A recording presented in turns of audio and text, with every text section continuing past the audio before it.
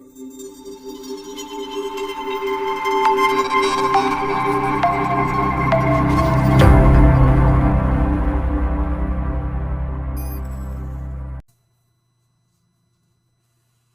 guys, this is Travis at Tpull's Corner, and we are going over just the introduction today for the Dungeon Delving Pack. This is the pre-made deck that they gave us. Is one of the 10 for Wizards of the Coast, and it's got the normal assortment of the expansions that were out at the time, which we started with. The first one was Zendikar, right?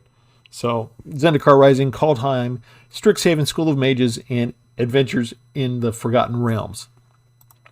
And this one's Dungeon Delvings because it focused on the Adventures in the Forgotten Realms, the feature called Venture into the Dungeon, which they give you 3 different dungeon cards choices to go through. And you have to go through all of the steps of the dungeon before you can go choose a different one. Or you can just go back through, if you choose Dungeon 1, you can go back through Dungeon 1 again. So you can right-click on them and see there's the Lost Mine of Phandelver and Tomb of Annihilation. And if you're new, you can just freeze the video and look at each of these to your heart's content and look at the path and learn them. I'm not going to stop here and go over each one of these because most of the rest of us are a little bit familiar with these dungeons by now. But let's go through the deck real quick.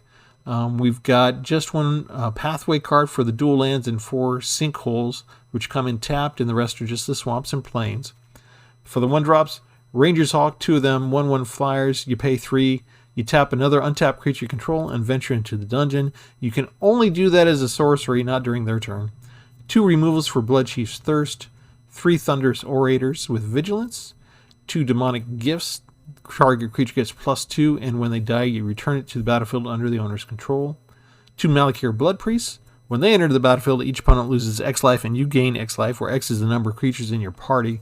And this is where you really start to realize they didn't just do a venture into the dungeon deck. They got the party mechanic here. Your party consists of 1 each of Cleric, Rogue, Warrior, and Wizard. So if you had one of each of those types out, then your opponent would lose 4 life and you would gain 4 life. That doesn't happen all that often. You got Null Priest of Oblivion with Medicine Lifelink. If you pay the kicker cost, you're paying 6 mana total. You could bring a target creature card from your graveyard to the battlefield with her. Okay, Triumphant Advisor, 1/1 creature with Death Touch, and when it's your turn, Triumphant Advisor has first strike. Whenever he attacks, you venture into the dungeon. 1 Vanishing Verse from Strixhaven to exile a target monocolored permanent. 3 Cloister Gargoyles, they are 0/4s. When they enter, they venture into the dungeon, and when you've finished one of the dungeons, they get +3 and they have flying, so they turn into a 3/4 creature. Let's see. Next is Nadar Selfless Paladin, legendary creature, Dragon Knight. 3/3 with Vigilance. Whenever he enters or attacks, you get to venture into the dungeon. When you've completed one of the dungeons, all the other creatures you control get +1. Arsuric the Archlick, a legendary zombie wizard. When he enters the battlefield, you return Arsuric back to your hand and you venture into the dungeon. You do that every time until you get to a point where you've completed, let's see, where is he? There, Tomb of Annihilation. This is one of the shorter dungeons there is of the 3, and if you complete this one, then you get this a Tpull legendary 4/4 Black God creature token with Death Touch. And then the next time you bring down Arsuric, he stays. Then you get to the bottom part, right, where he attacks. Whenever Arsuric attacks for each opponent, you create a 2/2 black zombie creature token, unless that player sacrifices a creature. And that's changed in the alchemy, right? So that bottom part is different. That's why he's grayed out. Precipitous Drop, you intend a creature, it gets -2/-2, but if you've completed a dungeon, it gets -5/-5. Wanty Fangblade, 2/2 Death Toucher. When he deals combat damage, you venture into the dungeon. And you can see they did different things, right? So Triumphant Adventurer, whenever he attacks, you venture into dungeon. For Fangblade, he has to actually do damage, not just attack, to venture into the dungeon. Veteran Dungeoneer, when he enters into the battlefield again, venture into the dungeon. Sing along if that's starting to sound familiar. Barrowan of Clan Underher. We have 3 of those, Dwarf Cleric. He ventures in when he enters, but also if you've completed a dungeon, you get to return up to 1 creature card with mana value 3 or less from your graveyard to the battlefield if you've completed a dungeon. So you could get back Thunderous Orator, the Ranger's Hawk, Blood Priest, Null Priest, Triumphant Adventurer, Cloister Gargoyle, Fangblade, and you could get back Nadar and Arsurak. You can't get back the Venture Dungeoneers. You can't get back other Barrowinds. That's okay. It's most of them. Most of them's 3 or less. 1 Silver Quill command where you got 4 choices. I'm usually having the opponent sacrifice a creature, and I'll draw a card and lose a life.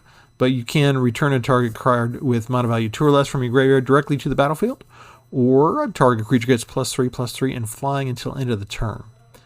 3 high-priced removals at the first. They cost 5. They're an instant, but if you wait until the end of your end step, well, I guess the beginning of your end step, they cost 2 less, so you could just do it for 3.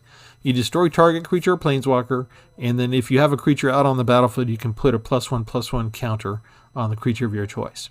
Final spell, Thwart the Grave. Return target creature card and to 1 target cleric, rogue, warrior, or wizard creature card from your battlefield, from the graveyard to the battlefield. It costs 6, but if you've got a cleric out, it'll cost 5. If you got like a rogue and a warrior out, it'll cost 4, and so forth. It gets cheaper for every creature in your party that you have out at the time. That's the deck. We're going to take it out for a spin. We're just going to do, over the next week, we're going to do a match a day. We're going to hopefully put it through its paces, learn how it works, think about how we might fight it if we come across it ourselves on the field of battle. And at the end, we'll do an after deck analysis, do some deck tech, talk about what we might do to upgrade it, and sort of give our idea of how much we like it or not. All right. So remember, if you haven't done so yet, like the video. If you haven't subscribed yet, subscribe to the video. If you have subscribed, we still need more likes. We need likes every time. We need likes for like every video. Like, you know? All right, here we go.